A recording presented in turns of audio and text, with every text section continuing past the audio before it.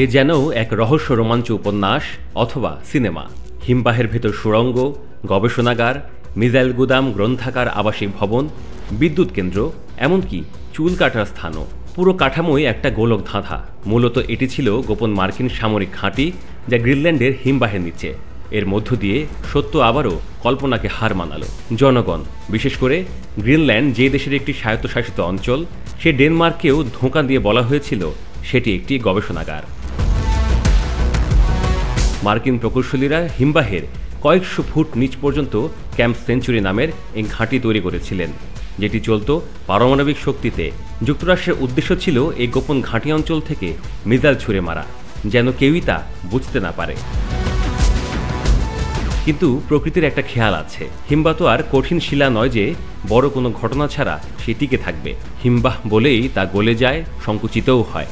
1960 সালে camp century যখন পুরো দমে কাজ করার মতো পরিস্থিতি তৈরি হয়, তখনই বিপত্তি বাঁধে। হিমবাহের স্বভাবগত পরিবর্তনের কারণে পারমাণবিক চুল্লি বিকল হওয়া সহ ঘাঁটির অন্যান্য নিয়ামকগুলো অচল হতে থাকে।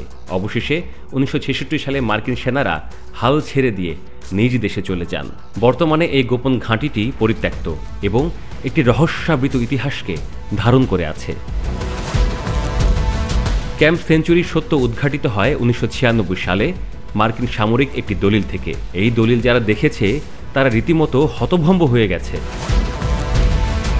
মার্কিন সশস্ত্র বাহিনী মনে করেছিল ঘাঁটিটি ভারী বরফ আর তুষারের নিচে চিরতরে চাপা পড়ে যাবে, কিন্তু জলবায়ু পরিবর্তন সে ধারণাকে মিথ্যা প্রমাণ করেছে।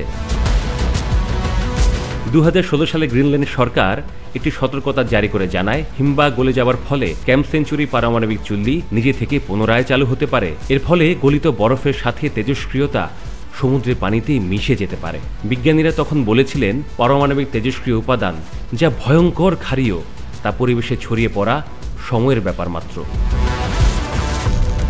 গ্রিনল্যান্ড সরকার বরফের মধ্যে একটি উড়াল সড়ক নির্মাণের সময় 2022 সালে নাসা কিছু ছবি তোলে। পরে তা প্রকাশ করে জানায়, একসময়ের গোপন সামরিক ঘাঁটি, যা মাঝে চিরতরে লোকচক্ষুর আড়ালে রাখার বাসনা ছিল, তা এখন বিরাট ঝুঁকি সমেত বন্ধ রাখা হয়েছে। বরফ যত গলছে, ক্যাম্প সেঞ্চুরি ততই শীতল যুদ্ধের সময়কার মার্কিন মনস্তত্ত্ব তুলে ধরছে। কিন্তু গ্রিনল্যান্ডের হিমবাহ কতদিনেই পরিত্যক্ত গোপন সামরিক ঘাঁটির পারমাণবিক চুল্লিকে শান্ত রাখবে, তা কেউই নিশ্চিত করে বলতে পারে না।